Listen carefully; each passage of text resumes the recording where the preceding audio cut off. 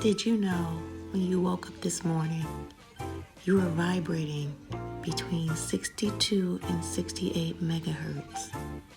That is the standard space where most adults start their day.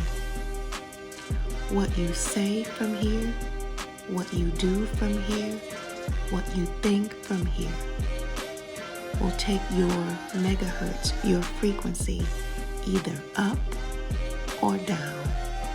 When you move below 62 megahertz, your body starts to get ill. That's where dis-ease and discomfort are. COVID exists at 58 megahertz. Flu and those symptoms exist there.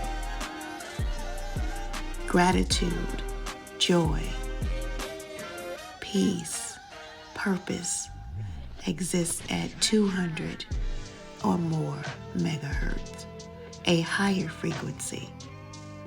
Be kind today. Be generous today. Find your joy and purpose today.